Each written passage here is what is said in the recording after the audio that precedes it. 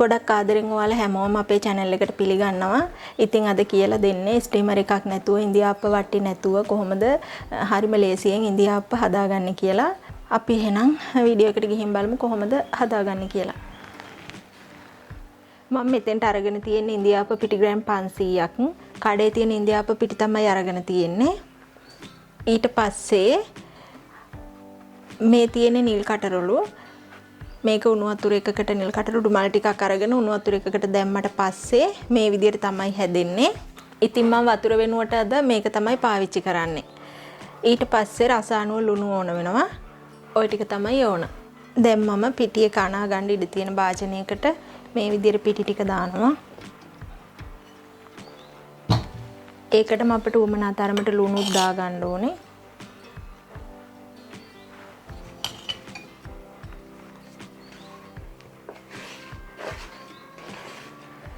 ඒ ටික පොඩ්ඩක් කලවම් කරගෙන දැන් මේ නිල් කටරොඩු මල් වතුර ටික දාගන්න හදන්නේ. මේ වතුර හොඳටම නිමිලා තියෙන්නේ. හොඳ පැහැෙන උණු වතුර එකක් තමයි මල් ටිකට මේ විදිහට දාලා තියෙන්නේ. ඊට පස්සේ මේ පාටට හැදෙනවා. ඔයාලට පුළුවන් රස්නේ පිටින් මේ විදිහට බීමක් වගේ බොණ්ඩත් මම දැන් මේක හොඳටම නිමෙන්න තියලා තමයි ඉන්දියාප්ප එක හදාගන්න යොදාගන්නේ. වතුර වල ප්‍රමාණයක් කියන්න බෑ කොච්චරක් ඕන වෙනවද කියලා. ඒක අනාගත්තට පස්සේ අපි පදම බලලා තමයි දැනගන්න වෙන්නේ.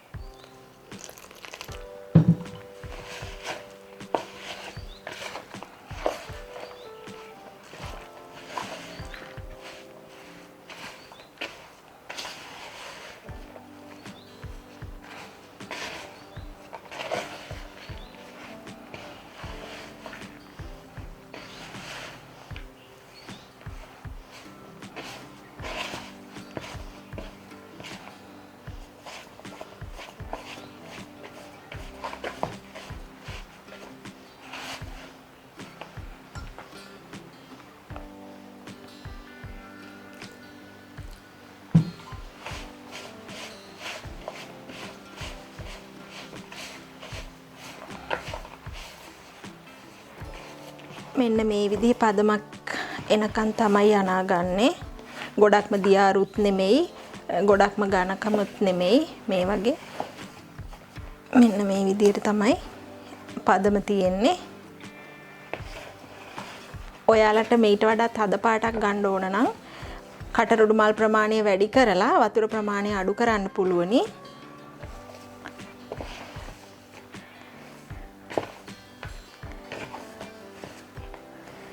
ඔන්න ඉතින් දැන් අනාගෙන ඉවරයි. අද අපේ ඉන්දියාප්ප එක හදාගන්න අපිට ස්ටීමරයක් වුමනා වෙන්නේ නැහැ. හරිම අලුත් ලේසි විදියකට තමයි හදාගන්නේ. මම මේ විදියට ඉන්දියාප්ප වංගෙඩියට මේකෙන් ටිකක් දාගෙන පුරව ගන්නවා.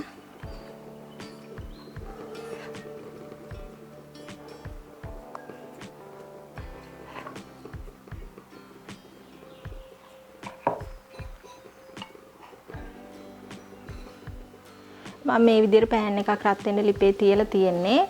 ඒකට වතුර චුට්ටක් මේ විදිහට එකතු කරගන්නවා.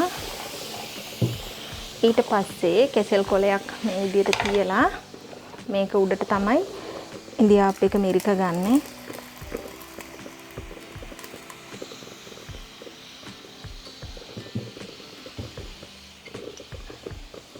දැන් අපි මේක වහගන්න ඕනේ.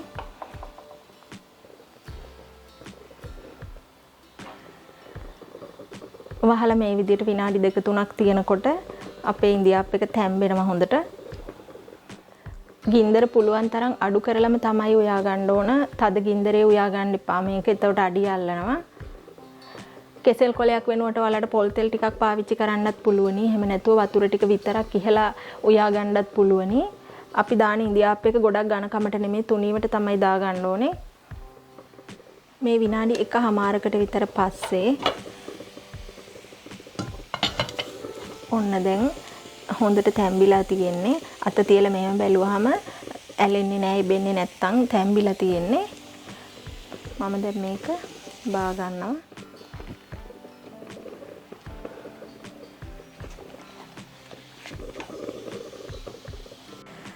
දැන් මම ආයෙත් වතුර ටිකක් මේ විදියට දාලා කෙසෙල් කොලෙත් මේ විදියට ආපහු එලාගෙන තව ඉන්දියාප්ප එකක් හදා ගන්නවා.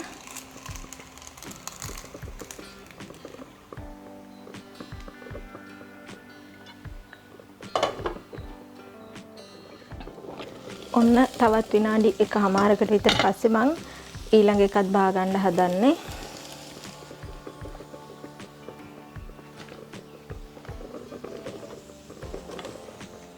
ඔන්න ඉතින් ඔක්කොම ඉන්දියාප්ප ටික අපි හදාගෙන තියෙන්නේ. ඔයාලත් මේ විදියට වෙනස් විදිය දෙයක් කරලා අත්හදා බලන්න. මේ විදියට ඉන්දියාප්ප හදාගන්න එක කොච්චර ලේසිද කියලා ඔයාලට තේරෙයි. එහෙනම් මේ වගේම තවත් වීඩියෝ එකකින් හම්බෙමු.